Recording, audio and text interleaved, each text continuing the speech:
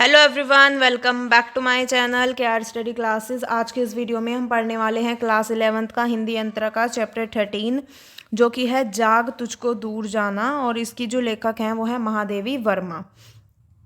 चलिए शुरू करते हैं। सबसे पहले महादेवी वर्मा का जो जन्म है वो फर्रुखाबाद उत्तर प्रदेश में हुआ था, और इनकी जो प्रारंभिक शिक्षा थी वो इंदौर में हुई थी। मात्र 12 वर्ष की उम्र में ही इनका विवाह हो गया था, और प्रयाग विश्वविद्यालय से इन्होंने संस्कृत में एमए किया था। उसके बाद इनकी जो नियुक्ति है वो प्रयाग महिला विद्यापीठ में हो गई थी, जहाँ पर इन्होंने लंबे समय तक प्राचार्य के पद पर कार्य किया। और उसके बाद जो इनका जीवन था, ठीक है, तो इनके जीवन और चिंतन पर स्वाधीनता आंदोलन और गांधी जी के विचारों के साथ साथ जो गौतम बुद्ध के दर्शन थे उन्होंने भी गहरा प्रभाव डाला। महादेवी जी जो हैं वो भारतीय समाज और हिंदी साहित्य में स्त्रियों को उचित स्थान दिलाने के लिए विचार और व्यवहार के स्तर पर इन्होंने जीवन भर ये प्रयत्नशील रही।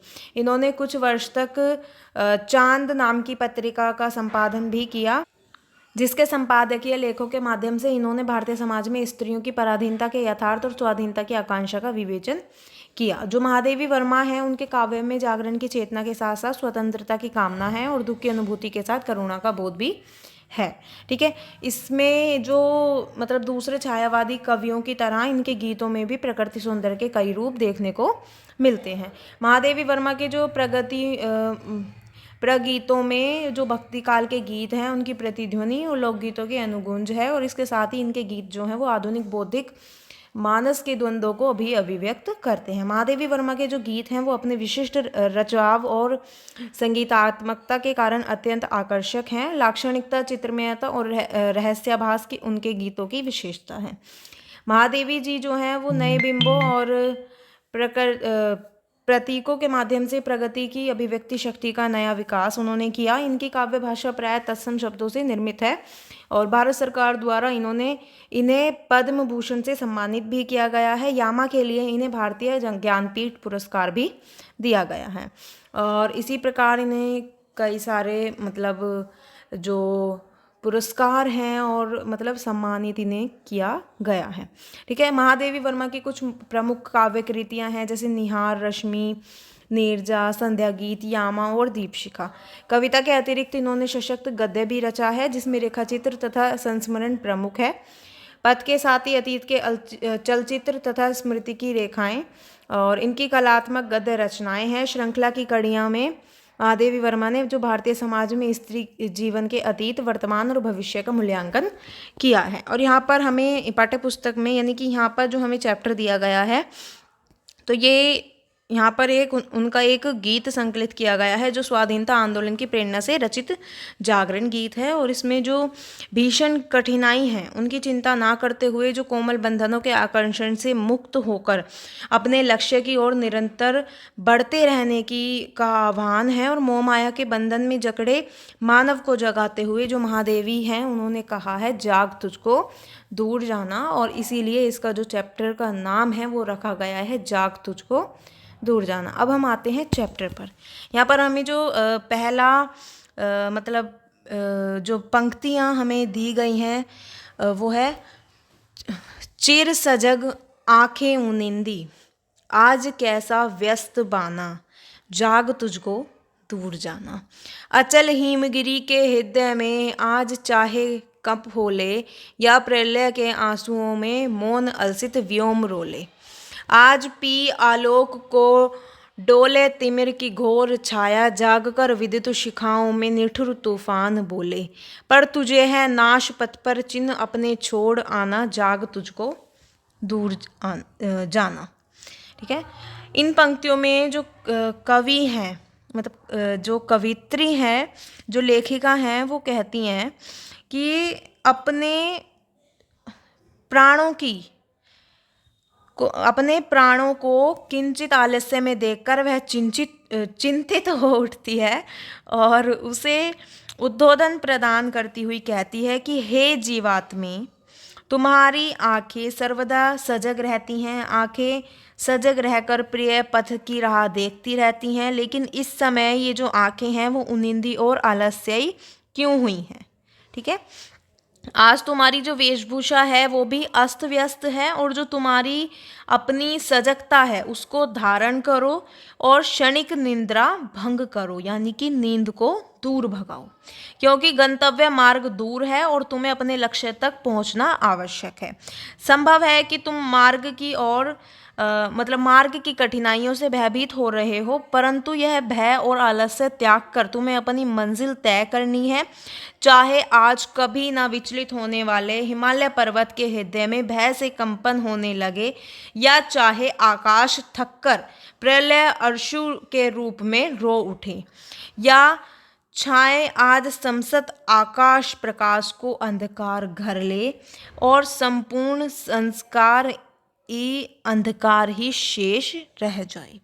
चाहे जो प्रकाश है वो प्रदान करने वाले सूर्य और चंद्रमा भी आकाश में दिखाई ना पड़े, चाहे बिजली की धमक के भयंकर तूफान आ जाए, बिजली कौंधने लगे, दिशाएं जलमग्न हो जाएं, संसार में भयंकर प्रलय का दृश्य उपस्थित हो जाए, किंतु तुम निराश मत होना। ठीक है, भले ही इस साधना में तुम्हें मिट जाना पड़े, पर लक्ष्य तक तुम्हें पहुंचना होगा। और साधना पथ में जो मिटकर तुम मतलब तुमको अपनी जो स्मृति है वो छोड़ती है, तो यही तुम्हारा क्या है, लक्ष्य है। और तुम उठो, क्योंकि अभी तुम्हारा लक्ष्य बहुत दूर है और तुम्हें अपने लक्ष्य तक जाना है। नेक्स्ट पर आते हैं, बांध लेंगे क्या तुझे यह मोम के बंधन सजीले, पंथ की बाधा बनेंगे तितलियों के पर रंगीले, विश्व का क्रंदन भुला देगी मधुप की मधुर गुनगुन, क्या डुबा देंगे तुझे यह फूल के दल ओस गीले, तू ना अपनी छा को अपने लिए कारा बनाना, जाग तुझको दूर जाना।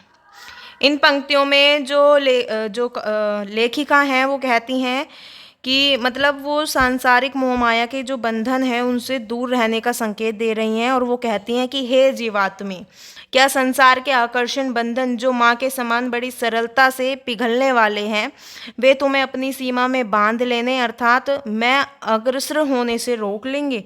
क्या तितलियों के रंगीन पंखों के समान तुम्हारा सुंदर कल्पना, जो तुम्हारी सुंदर कल्पना है, उसके सुख तुम्हारे साधना पथ में अवरोधक बन जाएंगे? संसार जो है वो नश्वरता से पीड़ित है। क्या तुम्हारा हृदय इस समष्टि की व्यथा को दूर करने के लिए तड़प नहीं उठता? कवित्री सावधान करती हुई कहती हैं कि ये जो संसार है, कि संसार का समसत आकर्षण और सुख छाया मात्र है। यदि तुम इसके बंधन में बंध गए तो जो तुम्हारी साधना है वो विचलित हो जाएगी, और जो तुम्हारा विकास है वो रुक जाएगा। ठीक है, उसके बाद तुम जो तुम्हारा जो लक्ष्य है तुम वहाँ तक नहीं पहुँच पाओगे। इसीलिए तुम डरो मत, निराश मत हो। ठीक है, निराश मत बनो, और तुम डरो मत, निराश मत हो। तुम भूलकर अपनी छाया को विकास के मार्ग में कारगर मत बनाना। ठीक है, और तुम उठो, क्योंकि अभी तुमको दूर जाना, तुम्हारा जो लक्ष्य है वो थोड़ा दूर है। नेक्स्ट पर आते हैं, वज्र का उर एक छोटे अश्रु कण में धो गलाया, देख इसे जीवन सुधा दो घूंट मदिरा मांग लाया, सो गई आंधी मलय की बात का उपधान ले, क्या विश्व का अभिशाप क्या चिर नींद बनकर पास आया, अमरता सुत चाहता क्यों मृत्यु को उर में बसाना, जाग तुझको दूर जाना। इन पंक्तियों में जो लेखिका हैं वो कहती हैं कि हे जीवात्मे, तुझ में अद्भुत उत्साह और साहस भाव है, तुम्हारा हृदय वज्र के समान कठोर रहा है, जो बड़ी से बड़ी आपदाएं हैं उनमें तुम कभी विचलित नहीं हुए, और जो आकर्षणों की कमी मतलब कभी कभी जो तुम चिंता करते हो वो भी तुमने नहीं की। ठीक है, लेकिन आज वही तुम्हारा हृदय जो है वो प्रेयसी आंसुओं से गल गया है, और अर्थात पराजित हो गया है, यानी कि तुम हार रहे हो। ठीक है, तुमने जीवन का अमृत तत्व दे दिया है, और जिसके बदले जीवन को नष्ट करने वाला पदार्थ अर्थात मदिरा मांग लाए हो। यानी कि वो कहती हैं कि वह आकर्षणों की कभी कभी चिंता नहीं करता था, परंतु आज वही तुम्हारा हृदय प्रेयसी आंसुओं से गल गया है। ठीक है।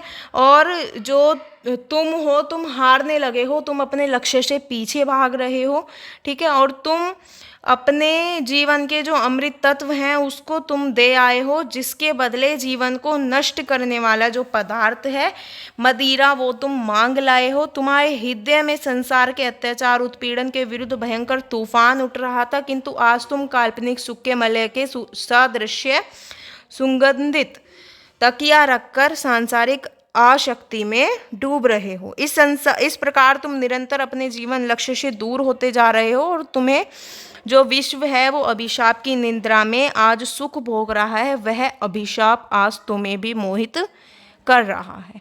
यानी कि वो जो अभिशाप है वो तुम्हें भी अपने अंदर समाये जा रहा है, यानी कि तुम भी उसके जाल में फंसते जा रहे हो। तुम भी आलस्य तथा प्रमाद की नींद सोने लगे हो। इसी कारण कवयित्री प्रश्न करती है कि संसार की पीड़ा के शाप को देखकर तुझे यह स्थायी निद्रा ही प्राप्त हुई है। ये मोहक संसार बंधन तुम्हें विनाश पथ की ओर ले जा रहे हैं, और इसकी जो संसार की व्यथा है उसको देखकर भी तुम जागरण को नहीं प्राप्त कर रहे हो।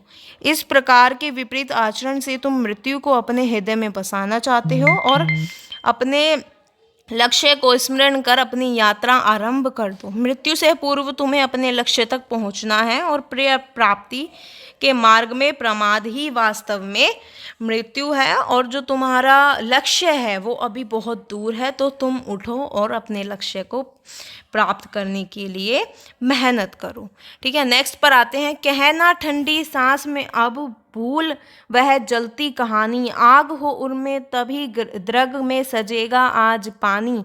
हार भी तेरी बनेगी मानिनी, जय की पताका राख क्षणिक पतंग की है अमर दीपक की निशानी। है तुझे अंगार शया पर मृदुल कलियां बिछाना, जाग तुझको दूर जाना। इन पंक्तियों में जो लेखिका हैं वो जीवात्मा को उद्बोधित करती हुई कहती हैं कि प्राण, तुम निराश होकर ठंडी सांस न भरो और विरह व्यथा की अपनी कहानी भूल जाओ। अपने अतीत की जो प्रेम गाथा है उसको निराशापूर्वक किसी से कहना मूर्खता है, और जब हृदय में आग अर्थात विरह ज्वाला होगी तो आंखों में आंसुओं का जल भी अवश्य होगा। भाव है कि तुम्हारे नेत्रों में विरह के आंसू उस वियोगनी के कारण ही हैं। उस प्रणय कथा में ऐसी अग्नि है जो तुम्हारे हृदय को शक्ति संपन्न बना रही है, और प्रिय के वियोग की जो पीड़ा है उसको लेकर जीवन के पथ पर बढ़ते जाने में यदि तुम्हारे प्राण जो हैं वो उड़खुड़ाते हैं तो ये तुम्हारी विजय की अमर कहानी बन जाएगी। ताकि तुम अपनी साधना में हार भी गए और प्रिय प्राप्ति के मार्ग में मिट भी गए तो भी तुम्हारी जीत होगी, क्योंकि ऐसा होना अपने प्रिय में मिल जाएगा। दीपक की जो लौ है उस पर जलकर मिटने वाला पतंगा ही दीपक को सदा अमर बनाता है, जबकि दीपक पर पतंगा जलकर राख हो जाता है। भंगुर है परंतु दीपक सदा अमर है, क्योंकि प्राण दीपक की तरह निरंतर जल रहे हैं, इस कारण वे अमर हैं। इस प्रकार पतंगा ही प्रेम की अमरता का सूचक है। तुम्हारा मार्ग त्याग और बलिदान का है। तुम्हारे मार्ग में दग्ध अंगारे हैं। तुम्हें जीवन के अनेक नेक कठिनाइयों और साधना पथ में आने वाले कष्टों को सहकर भी उन पर जो मधुर सुख रूपी कोमल कलियां हैं उन्हें प्रेम भावना को अंगारों के ऊपर बिछाना है और अपने सुखों का त्याग करना है। और तुम जाग जाओ, तुम्हारा गंतव्य जो है वो अभी बहुत दूर है, ठीक है। तुम्हारा जो लक्ष्य है वो अभी दूर है, उसके लिए तुम उठो, मेहनत करो, क्योंकि तुम्हें उसे अपने लक्ष्य को पाना है और वो अभी दूर है, यानी कि तुम मेहनत करो, ठीक है। और यहाँ पर जो हमारा चैप्टर है वो कंप्लीट होता है। अगर आपको समझ आया हो, वीडियो अच्छी लगी तो वीडियो को लाइक कमेंट शेयर ज़रूर करें और मेरे चैनल को सब्सक्राइब करें। Thank you.